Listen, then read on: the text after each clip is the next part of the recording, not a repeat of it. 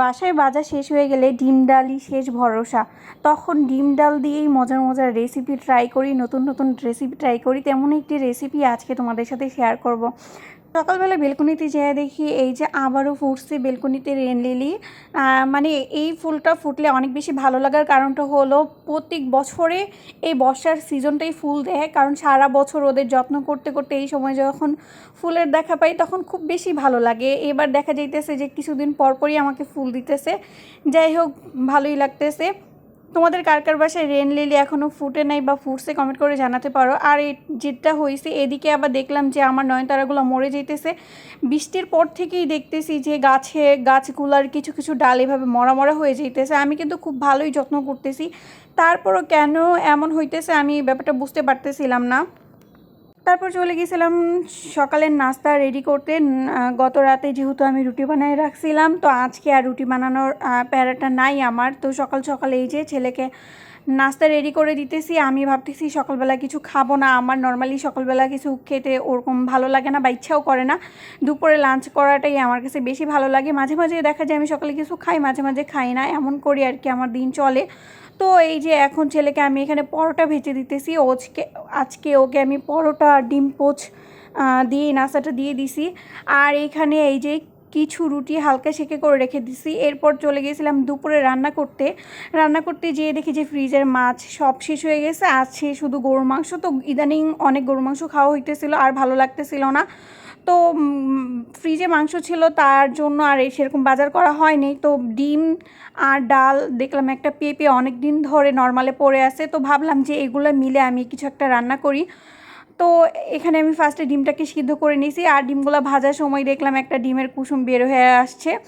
Normally দুপুরের খাবারটা আমি আমার ছেলের জন্য মানে রান্না করি। আমরা দুইজন যেহেতু দুপুরে বাসায় খাই, আমার হাজব্যান্ড যেহেতু অফিসে খায়, যার জন্য রান্নার মানে ওরকম একটা থাকে না, আয়োজন থাকে না বলতে গেলে। মা ছেলে কোনো রকম কিছু একটা রান্না করে খাই। তো আজকে দেখলাম যেহেতু ডাল আছে আর ডিম আর পেঁপে বাসায় অ্যাভেলেবেল ছিল, তো ভাবলাম এগুলো মিলে কিছু একটা রান্না করে ফেলি। তো ফার্স্টে আমি ডিমগুলোকে ভেজে নিয়েছি। এরপর এখানে আমি ডাল 10 মিনিটের মতো ভিজিয়ে রাখছিলাম। আমি ডালটা একটু বেশি দিছি, কারণ যদি ডালের তরকারিটা থাকে পরের দিন দেখা যাবে যে ওকে আমি ডালের এই তরকারিটা দিয়ে ওকে আমি সকালে নাস্তাটা দিতে পারবো, যার জন্য ডালটা আমি এখানে বেশি করে দিছি। ডালটাকে হালকা কষায় এরপর আমি যে পেঁপে কেটে রাখছিলাম, ফ্রিজে শুধু পেঁপেই ছিল, তো এই পেঁপেটা দিয়ে এখন ডালটাকে আমি ভালো করে ডাল আর পেঁপেটাকে ভালো করে কষিয়ে নিব। তো আমি দেখা যায় যখন আমার বাসায় কিছু থাকে না, দেখা যায় সব সময় আলু, ডাল, ডিম এই তিনটা জিনিস অলওয়েজ দেখা যায় বাসায় থাকে। তো যখন দেখি বাসায় সবজি বা মাছ যে কোনো জিনিস শেষ হয়ে গেছে বা কিছু খেতে ভালো লাগতেছে না, তখন এই ডিম, ডাল এগুলো দিয়েই নতুন নতুন কিছু ট্রাই করে রান্না করি। তো আজকেও সেরকমভাবে রান্না করতেছিলাম। তো এখানে এই যে পেঁপে ডাল সিদ্ধ হয়ে আসছে, এখন আমি ডিম দুইটা দিয়ে দিব। তো এইটা রান্না করার পর এই রান্নাটা আসলে অনেক বেশি মজা হয়েছে, যার জন্য তোমাদের সাথে শেয়ার করা। তোমাদের বাসায় যদি থাকে না, হঠাৎ হঠাৎ কিন্তু বাসায় বাজার শেষ হয়ে যায়, তখন দেখা যায় বাজার নিয়ে আসতে একটু দেরি হয়, লাঞ্চের সময় পার হয়ে যায়, তখন ঝটপট কিন্তু তোমরাও এভাবে বাসায় যা আছে এভাবে ট্রাই করতে পারো।